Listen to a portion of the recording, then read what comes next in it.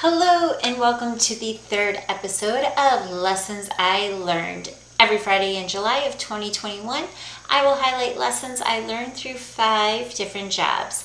These lessons come from Hooters as a Hooters girl, the Walt Disney World Company as a college program lifeguard cast member, full-time lifeguard and recreational coordinator, along with helping Chip and Dale, flight attendant for a domestic airline company, driving instructor and road test examiner for the states of Michigan and Florida, along with being a stay-at-home mom of twins. So please remember that these are my own personal opinions, insights, and experiences. So on to today's lesson.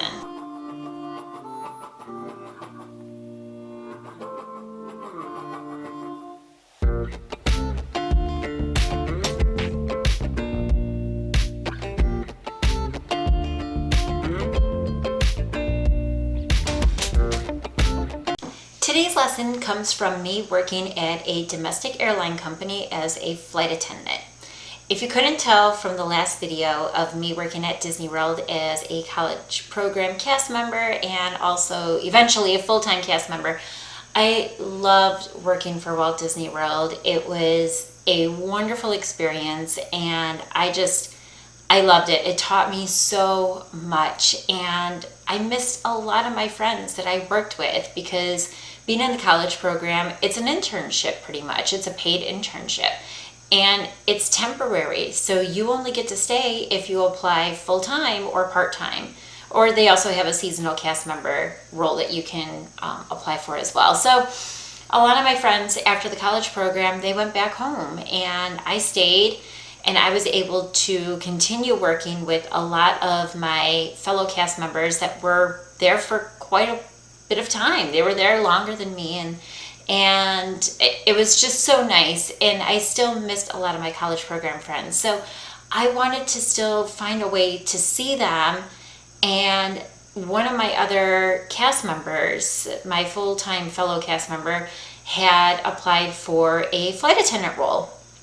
And he approached me about it and said that he thought that I would be a really good fit for it because it was an airline company that was smaller than the bigger named ones, and it was going to be strictly domestic flights. So I would be back home the exact same day, but if I wanted to, I could always do a jump seat, which is where you can go ahead and fly on a sister airline company. Fly for free as long as you wear your flight attendant uniform. At least this is the way that it was for the company I was working for. And I could fly to go see my friends on my days off and come back the same day or the next day, just depending on my schedule. So I thought, all right, cool. I'm going to go ahead and apply for this. It's something totally different.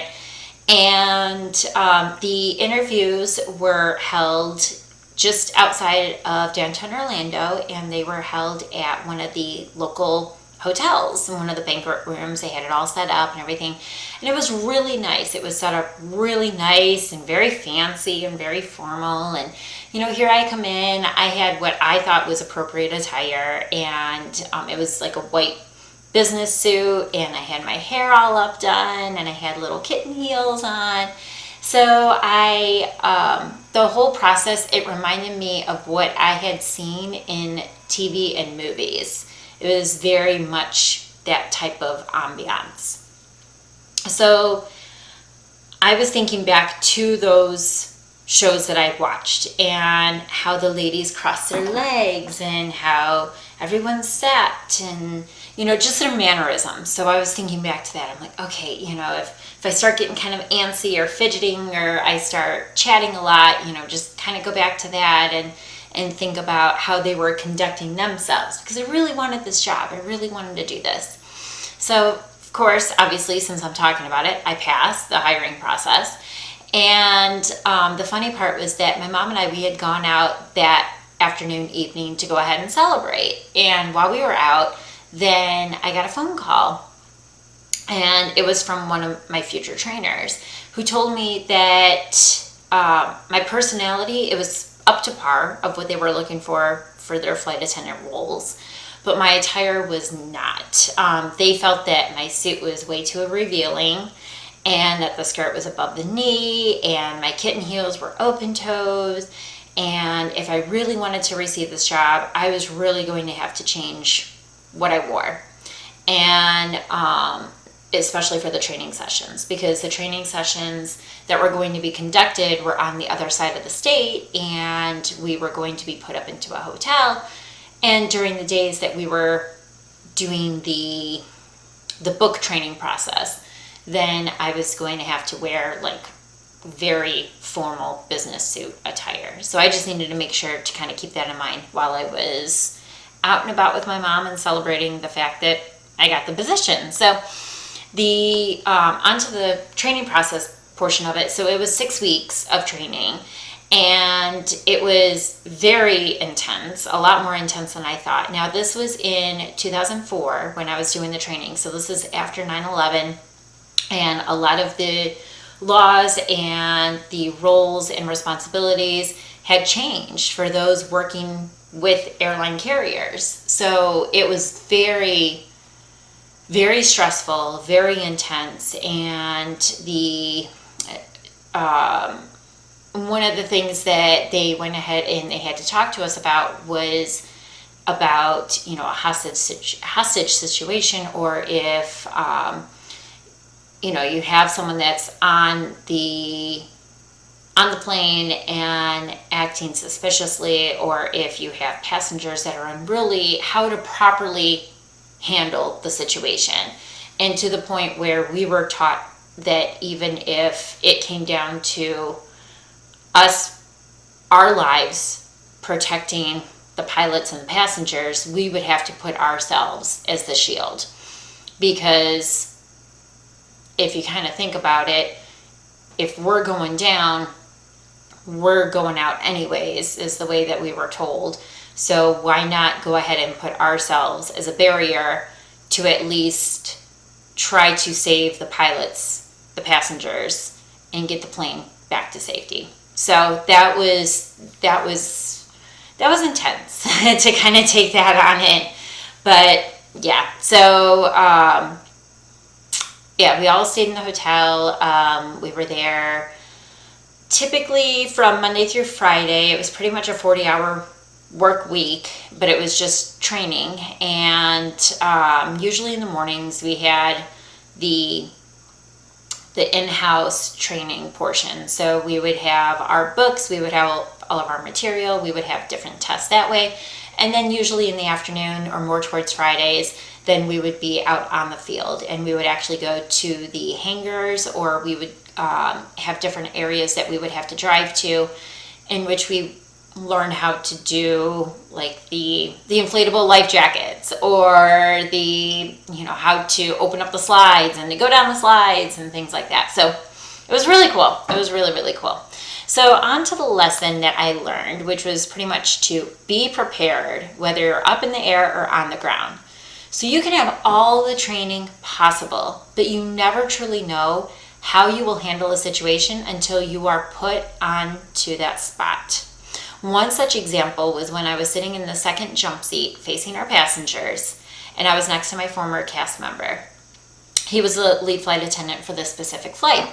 So passengers could not see or hear him, but I was able to. When I looked to my right, I saw and heard fear coming from my coworker. He told me something was wrong, as we could hear the pilots' voices from the cockpit. So in our jump seat, we have our backs against one of the walls, and the pilots are right on the other side of the wall. And meanwhile, the way that I'm facing forward, and all the passengers can see me. So when we heard the pilots' voices coming from the cockpit, and I looked out the window and to my right, so I was looking towards my former cast member, it was just a crystal blue, clear sky. It was gorgeous. Then I looked to the left window and I saw some beautiful green grass. And the plane was very tilted. It was very, very scary. So suddenly the plane scooped back up, and my coworker calmly told me to keep smiling at the passengers. And I could feel the color just draining from my face. So I had to tap into my Disney magical appearance and presentation, and I just kept smiling. So my coworker contacted the pilots because he had the phone that he was able to go ahead and call them on and asked what was going on. So the pilots had said that a smaller plane had landed without having the clearance. So we were about to land, and we had to do that severe tilt to be able to avoid the plane, and then we had to head back to 10,000 feet, circle around, and then await for the clearance from the airport tower. At this time, a passenger got up and began running amok in the airplane. So she was just proclaiming that we were going to die, and she just completely freaked out. My coworker told me to sit still while he stood up and he helped to calm the panicked passenger down. And as he approached the passenger, I saw others begin to unbuckle. So other passengers, they're just taking this all in. And mind you, this is before we have the video cameras and all of the YouTube or viral videos or anything like that. I mean, it was something that was new and coming about, but people weren't so quick to just pull out their cell phones and start recording. And some people didn't even have that feature on their phone. I didn't. So after the passenger went ahead and spoke to my coworker, my former cast member, thankfully the passenger was able to sit down and she collected herself. The rest of us as flight attendants were able to call over the PA to remind the passengers to sit still, remain seated, stay buckled. We're just having a circle. We're awaiting clearance and things like that. So the passenger, come to find out, this was her first flight, and she was just completely freaked out. I mean, I was scared when I saw the severity of the angle of the airplane. I was freaked out too. I right into my crash mode, and that's where my mind went. So I can only imagine what this passenger must have been feeling when she was on the plane as a first-time flyer. My heart broke for her, and I'm so thankful that I was there with my fellow cast member and now coworker at that point. And the way that he handled himself with that passenger was very graceful and very respectful and very dignified. And I really appreciate him for that. So after landing, and then we blocked in, and then we were cleared for the passengers to disembark from the aircraft. So the panicked passenger, she yelled at the coworker, at the one that went ahead and helped her. And because she was just, you got to remember, her adrenaline, I'm sure, was just sky high. Pun sort of intended, but it was just, her adrenaline was just so out of control at this point, where she just was so freaked out, so scared, and she was in fight or flight mode, and she just lashed out the first person that she saw. So of course, my former cast member, my coworker, was there with her to escort her off the plane, and she just even felt more embarrassed and more ashamed and everything like that. But we had to make sure that she safely got off the plane and didn't hurt herself or anybody else. So he kept his cool, and he just remained completely understanding. And even while he was being yelled at, it wasn't anything new. We worked at Disney. There were plenty of times that we had been yelled at as cast members from people who were vacationing. So this was nothing new to be yelled at. And he just, calmly talked to her, just kept his voice down. Whenever she would yell or scream or got irate, he just kept his cool and just listened and, okay. And so he was able to safely get her off of the plane. So that is the lesson that I learned from that. So stories from up in the air. So typically flights were one leg up and one leg down, just like I said. So if a flight was going out in the morning, then I was usually getting back home in the afternoon or evening. It just depended on where we were flying to for that day. If it was from Florida to Ohio, it was like 2.5, 3 hours total that I was up in the air. So, and that was really about it. It wasn't an extensive day. So in training, we were told to pack an overnight bag, make sure that we have all of our essentials that we may need for a couple days, just in case we were stuck in one location. Do you think I listened? Nope. I was a stubborn 20-something-year-old at that time, and I was like, no, I won't need to do that. I'll have my bag packed, but it's not going to have anything that I actually need in it. So on one of the flights to Columbus, Ohio, our aircraft was grounded due to a part needing to be replaced. Unfortunately, the part had to be ordered and it would not arrive until the next day. So this meant that the pilots and the flight attendants were going to stay in a local hotel. So my friends back home were soaking up the sun on their spring break holiday, and I was stranded in a snow-covered Ohio with my tank top and shorts, which was my quote-unquote essentials that I packed in my overnight bag. Thankfully, the other flight attendants were in the same predicament because we all thought the same way. We're like, we're never going to have to stay overnight somewhere. That night, we went out and we bought what we needed for one night. So the next day, the captain of the aircraft was informed that the part was mistakenly sent to Columbus, North Carolina, and not Columbus, Ohio. This meant we were stranded for another day. One of the other flight attendants and I opted to make this our quote-unquote spring break by making snowmen to bring inside to the indoor pool at the hotel that we were staying at.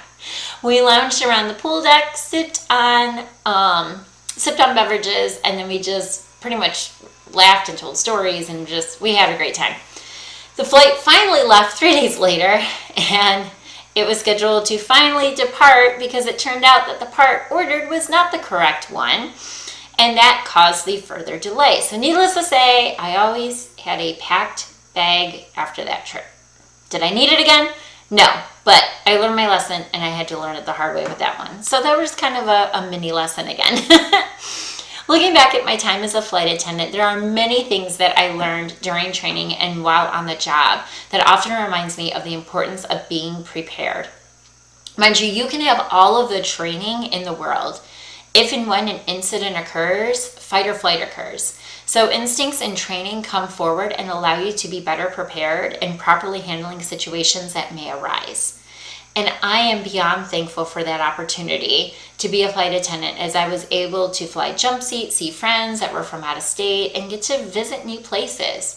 I put out a raging fire during training, and I was able to ride in the cockpit, and I saw beautiful scenery that I would never have experienced otherwise. So knowing that I was there to help others and providing a comforting environment during their travels meant a lot to me too. So, do you have any sky-high adventures to share? If so, please share them with me in the comment section or on my social media sites. So thank you so much for jamming with me. I appreciate you all so very much for taking the time to listen and to hang out. Please stay tuned for next week's episode where I talk about my time as a driving instructor and road test examiner. Every Friday in July 2021, I will be highlighting jobs that I worked and the lessons that I learned.